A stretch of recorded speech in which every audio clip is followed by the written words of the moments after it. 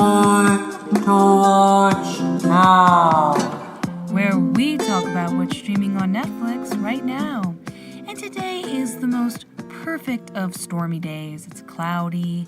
At times there has been monsoon levels of rainfall, some thunder once in a while.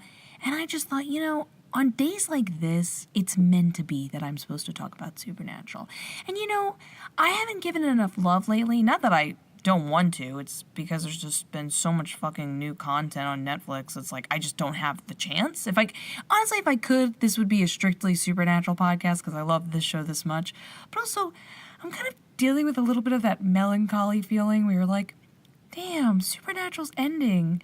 I kind of loved starting this series and being like, wow, isn't that cool? I might never catch up to the show. This is so fun. And unfortunately, one day I will, and it's sad. It's like knowing the end before, you don't want to know the end. Either way, guys, thank you so much for coming along with this journey. I've seen my numbers improve, so clearly you guys are enjoying this as much as I do. And if you're new to this podcast via Supernatural episodes, I like to go over the episodes, kind of dig a little deeper. I know a lot about occult lore, so I talk about specifics in that way. And honestly, you should totally check out this podcast and tell someone else. Tell a friend. It'd be so appreciative if you could let someone know that I'm doing this. Because the biggest reason why I'm doing Supernatural as a review is because there's so many different vibes going on every couple seasons. Supernatural truly is a show that evolves, and it's fun to watch each evolution. And right now we're in the classic Supernatural that wins pretty much everyone over. The first two seasons, you know what I mean? I wouldn't say they're the best seasons ever. I love each one for their own reasons, but it's, classic Supernatural. So, and we're going to be talking about kind of like, again, getting more insight into their childhood and what that, because when you get to know Sam and Dean, they're very lovable as characters, but you never stop and wonder, I wonder why they turned out this way. I can't imagine it's for good reasons. So, essentially, it starts off we're in Wisconsin, and a little girl is praying, because of course, and she's just doing her little thing, and she goes to bed, and she's scared, and, or no, she's not scared, she's just wondering when her mom's gonna come back. We get a little insight that apparently her sister's in the hospital for whatever reason, and her dad's, looking after her for now. And this is when we get probably one of the most, bothers me to pieces, small little moments in Supernatural that I'm like, what the fuck's going on? Is when he goes to kiss her goodnight, of all the little sweet nicknames he could call her, honey, pumpkin pie, sweetie, I don't know anything. He calls her monkey puss. Who the fuck thought, yeah, monkey puss? And also, who was as a director, was he maybe messes up and calls her honey? And he goes, no. We wrote it down strictly in the script. Her nickname is Monkey Puss. That's your thing with her, okay? You're going to call her Monkey Puss. And I'm sure there was a whole debate back and forth. Really? Monkey Puss? I don't know about that. My grandmother called me Monkey Puss, okay? This has sentimental value. You're calling her that. Or the actor ad-libbed and they were just like, I guess we'll keep that in.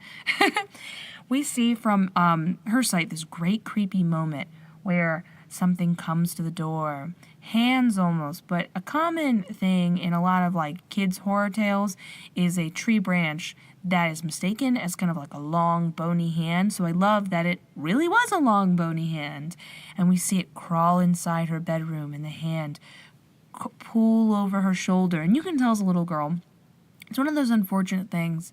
I feel bad for anybody who's experienced a really negative paranormal, they've survived a negative paranormal experience, because you say to yourself, okay, if I put the covers over me, everything's going to be okay, nothing can hurt me. But in reality, no, if it has enough energy or abilities, it really can fuck you up. It's quite tragic. I don't know if you've ever looked up, but there's a really scary video of a couple little girls at a slumber party. It's a completely real video, and they're just doing a Ouija board thing, and one of the girls is like her eyes are rolling in the back of her head. I mean, it's really terrifying. Like blood's coming out of her mouth. She must have bit her tongue or something. It's pretty fucking bad and scary. So, yeah, I feel bad that this little girl's probably under her blanket being like, it's not gonna hurt me. My dad says I'm safe under my blanket, and it just snatched her up. So then we go, of course, back to the boys. And turns out these boys aren't being sent to this town for any random reason. They're being sent there because their dads have sent them coordinates. And this is when, like, I will continue to say this, as much as I love John Winchester and the actor who plays him, if you really want to, like, do the math here, even though John's goal was notable, knowing now what I know now about John's goals and so on and so forth and where the story's going to go, he's still, like, the worst fucking dad of the year, because I understand why they left last time. I think it was either Dean or Sam. I can't remember who I said it was. But when they ran into each other, they decided to part because essentially if the demon or anybody gets their hands on the boys, it makes John susceptible. It makes all of them susceptible and more vulnerable. So it's better to split up. And here's Dean being like, we're going to follow Dad's orders. Maybe he'll even meet us here. And I'm like, honey, are you really so naive? And amongst all this drama, truly at the end of the day, enough weeks have gone by essentially that it's not enough that they broke apart. It's not enough that John was safe in that moment. They're starting to wonder again, like, is he okay? And honestly, you start to wonder, like, was he even lying in the first place? Because he seems to have time to look up other cases and send the boys to them. So it's pretty bitch ass of John to, again, force them into this position. He's not worried for a second. He said he was proud about Sam going to college, and he's still not concerned that maybe Sam should return at this point. It's been like a year. All he has to do is take one fucking test, and, he can get a really great higher education. Yeah. So anyways, they agree. They're going to go there. And one of the first things that they note, they're both very smart and observant. Sam notices right away just the peculiarity of the time of day, and there's a local park, and there's like 2 kids playing. And they're right next to a school. So you can't even make the argument that maybe it's just this park that's not popular. By the way, when was the last time you saw a bunch of kids playing in a park? Like, nobody does that anymore. You know what I mean? And anyways, different time. I mean, this really was like 14 years ago. I think that probably would have been more popular back then. So Sam notices there aren't a lot of kids, and that's when Dean goes up and has a conversation and finds out that all the kids are sick. And you just can tell by the look on his face that he knows what this is, which is interesting because it's not just like, oh, I know what this is, I'm very knowledgeable in the cult. You can tell it's personal experience right away by Jensen's like amazing acting. So they go to the hospital to find out what the situation was with the kids, and may I note they pass a creepy old lady. By the way, that's ageist and sexist. Fuck you. She can be old.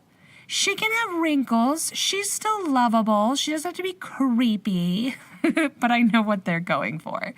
So they end up talking to Dr. Heidecker, who basically explains that for some unknown reason, they can only think of it as like pneumonia, but even then they don't know what it is, because essentially all these kids are going into a comas for no reason, and then their bodies are like slowly shutting down. So it's pretty bad. And while they go there, they run to the dad and get the background information that the little girl that we ran into, she wasn't just clutched or taken away, kidnapped. She was like her sister, not unlike her sister, now in a coma, essentially. So we learn a little bit about like what the monster's goal is. It doesn't want to hurt you in the physical sense, but it's doing something to clearly shut the kids down, body-wise. They turn them into vegetables, which, I mean, you could argue is worse. So knowing the dad's at the hospital, they're like, okay, we're going to go and we're going to go check out what the dealio is at their house. Which, by the way, I have no idea how they don't constantly have the cops called on them. Like, do you think at this point,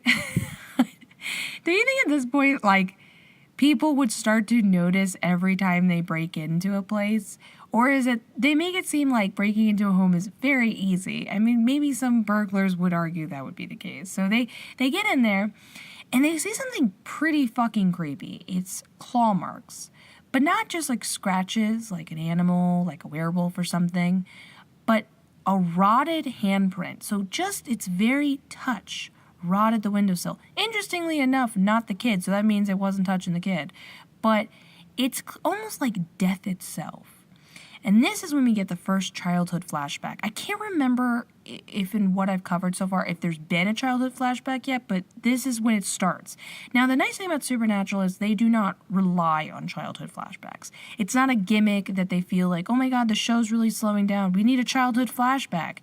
It's just, it comes in at the most convenient, properly placed, well-timed.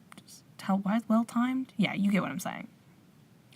And we get to see, because Dean is supposed to be like, oh, he's a ladies' man. He doesn't really care at the end of the day what it was as long as they kill it. He's smart, but he kind of hides the fact he's very intelligent. He's very vulnerable, and he's not over his past and his experiences. It is unfair, and this is, again, goes back to John the worst, John Winchester, the worst dad of the year. We see that he would drag him around America, and essentially he would put them in hotels, and Dean was in a position where he would have to take care of his little brother. And he had to deal with the fact that he was so young, and he still had to deal with stress like, you're a little boy. It's reasonable you don't want to share your cereal. That's like your one little treat, as kind of like a false replacement parent. You know what I mean? Even parents are like, honey, this is my one little chocolate bar. You can't touch it. And so he's having to be forced to be the dad in a way he shouldn't have to. He's up against a lot, and they're like impoverished. It's rough. Like they don't even really have any food. It's less that like no one can cook, but I don't know if they can really afford that much other than a box of cereal. And I don't think John really fucking cares. He's not, you never see in the flashbacks, he's like, did your brother eat? Did you eat? How are you guys doing? It's never that. It's like assumed, like, you fucking take care of yourself. Bye. I'm off to slay a vampire. So, that's when Dean explains that the reason why Dad sent them there was because he feels it's a personal matter, that this was something that was unfinished business. And he doesn't allude to it right away, but he knows exactly what this creature is. It's a Shtriga. And that apparently they were in this town before, and that they experienced this creature before. Same thing, same MO. Now, I'm going to give you a little background history on a Shtriga. Shtrigas are kind of weird because they're known to be witches, and it's pretty fucking sexist. The idea behind being them witches is that essentially they were humans at one point, and then they became witches, and this is a type of witch, apparently. Which is hilarious, because if you actually look anything into witchcraft, witches span more of like, are you a green witch? Are you a psychic witch? Like, it doesn't, you're not going to be a different type of supernatural being, if you know what I mean, but that we're having fun here with folklore and stuff. So anyways, Shtrigas, it's kind of sexist. They are usually unmarried, childless women that grow older, and they think it's out of the bitterment of being alone or the jealousy of not having kids that they slowly want to kind of take on this being, which I'm like, fuck you! I bet you there's a Shtriga out there with her glass of wine watching Sex and the City, and she's living her best life, and she doesn't give a shit what you're saying. She's like, I just like to eat kids, fuck you. Stereotyping me. So, Shtrigas are a kind of witch, and they are from Albania, and they do suck the life force, and they do specialize in sucking the life force out of children. They can suck the life force out of anyone, but the reason why they want to suck the life force out of children is because it's true what Sam and Dean say. They are more, there's more like, gusto in these little kids. They haven't had the life taken out of them yet from countless thankless jobs and disappointing relationships yet. They're still sweet and innocent. So they do suck the life force out of you, but this is where it gets kind of weird, where I'm like, where did the folklore in this begin? But apparently they can turn into an insect, a moth, a fly, a bee, and interestingly enough, these kids can be cured, but the only way they can be cured, hold on, let me make sure I'm recording, the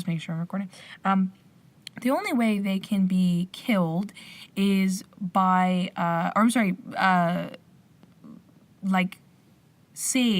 taken out of this coma type state that they're on, that they feed on them over time, is from the Shtriga herself.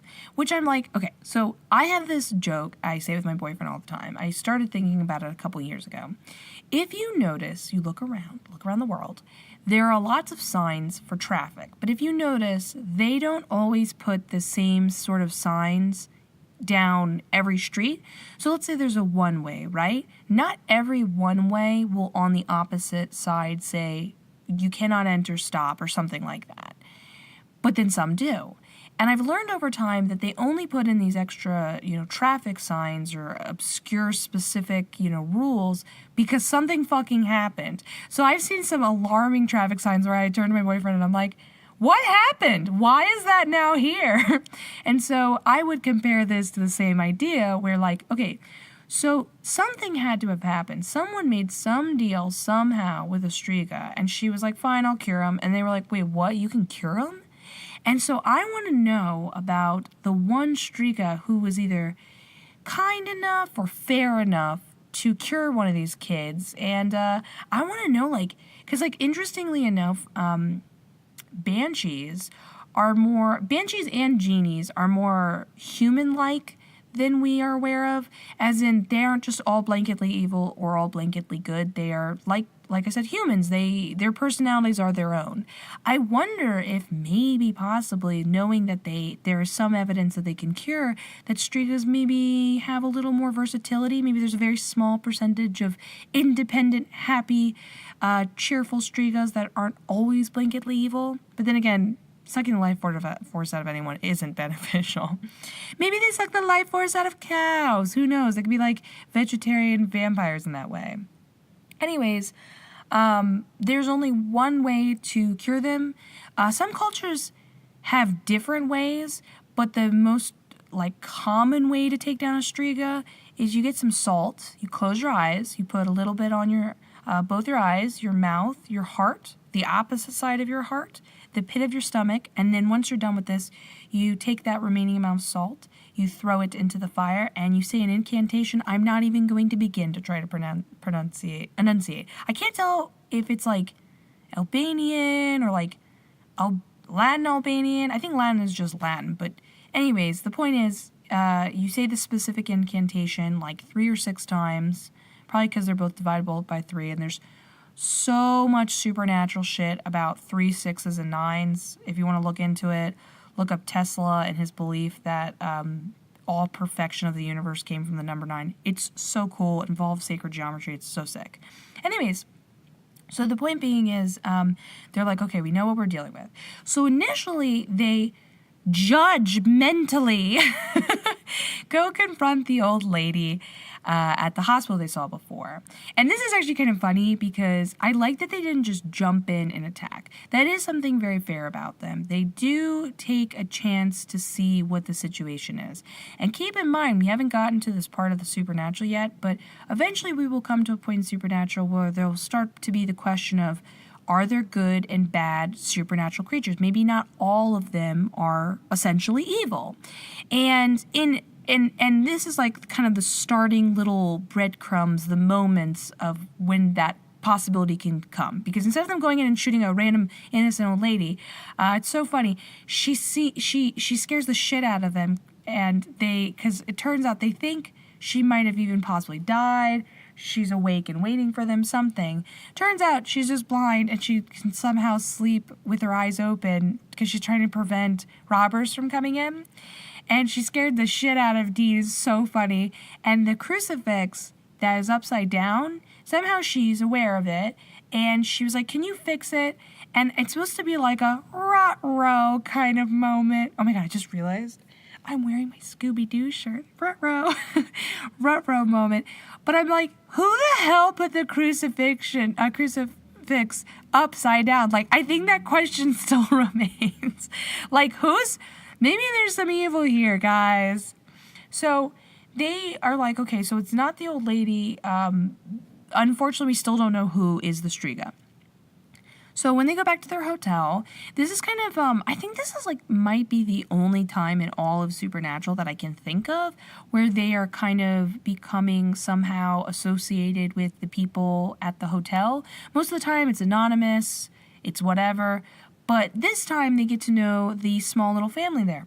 Unfortunately, it turns out that the Shtriga had another hit last night, and the little boy, one of the little boys of the hotel is now in a coma. And the other one is very sad and stressed about this and blames himself. Dean clearly sees himself in this little boy, and this is when we get some more flashbacks and so on and so forth. You can understand Sam can even see it. Sam always can tell. I mean, it's not that subtle, I might add, but Sam can always tell when Dean is taking too much of an interest, that he's making it more personal. And Sam has to play the waiting game when it comes to building their relationship. They're really close and everything like that, but there's still a lot Sam doesn't really know. And Dean is not a talker or very emotionally open, and he has to wait for these little moments to appear, so to speak. So he notices this bond between him, and later kind of gets filled into the story. So Sam goes to go do some research, and this is when it all kind of I'm so sorry. I didn't finish my point. So we find out that back in the day, during the same flashback, this is where I'm I completely disagree with Dean's self-loathing, where I'm okay, now you're being a little pretentious or full of yourself that you're even thinking this. I know I'm going to be judged for saying that, because everyone's just blanketly no, that's so sad. He thought, no, let's look at the facts. So essentially, back in the day, the Shtriga tried to take Sam's life force when the dad was in the middle of hunting. Dean held up his gun. He was about to fucking shoot the Shtriga. That was gonna fucking happen. But it noticed him, and before he could react, his dad, just by pure coincidence, came in, shot the Shtriga, got mad at Dean, and managed to save Sam. And Sam has no recollection or memory of this. So Dean always kind of blamed himself for the Shtriga getting away, blamed himself for the situation with Sam, when I'm honey, you didn't have a car to go after him, and you did try. You held up the gun. You were about to shoot. I did not get a sense of hesitation. And you were going to have to potentially shoot something at the age of 8? I don't know how he made it about himself in that moment, but I don't really think he's pretentious or anything like that, just to be clear. So anyways, Sam goes, and Sam feels for him, by the way, and he ends up doing some research, and he finds out that this is super common, that the Shtriga clearly goes across different areas, unfortunately takes a lot of kids in the wake of it all. And before it disappears, unfortunately, it just gets away with it time and time again. But the problem is there's such a kind of space time period between these things, and in different towns, it was really hard to track and for anyone to catch on. And considering most people don't know about supernatural things, it makes you wonder if there's supernatural hunters before this current age. Were there hippie supernatural hunters? Was there bowler cap wearing hunters? So he finds a picture all the way back to Black River Falls in 1890. And guess who's in the photo? Thank God for photography. Photography has taken down the paranormal, the negative ones. And it shows really cool proof for the positive ones. But he sees a photo of Dr. Heidecker, and he's the same fucking age. He's immortal. And he realizes that's genius. It is. He's hiding amongst everyone. So I'm sure he goes to feed the first time. Then he gets the kids to essentially come back to the hospital. Then he keeps feeding on them over a long span of time. No one would ever, including hunters, would ever suspect he is the Shtriga doing it. So he's getting away with doing it. He has kind of a long-term meal snack. It's beautiful. It's genius, and he can play dumb the whole way. Doesn't follow our rules with Shtriga being strictly female, and this also, again, is a little different. They say that Shtrigas can be killed when they're feeding, but we know it's the whole salt thing, or the whole, incantation thing. But anyways, so Dean makes a pretty hasty decision that I am not judging him for it in the least, but it is kind of crazy how I mean, that's just the kind of way it goes in Supernatural. Like, that's the thing about Supernatural I really like. It's realistic way of bringing up, like, if you are really hunting these things, you can't be ethical. These monsters aren't being ethical. So he makes a deal, and he's real. He's up front. At this point, remember that whole deal, like, they never tell anyone their secret? Well, the cat's out of the bag at this point. They're telling, every other side character.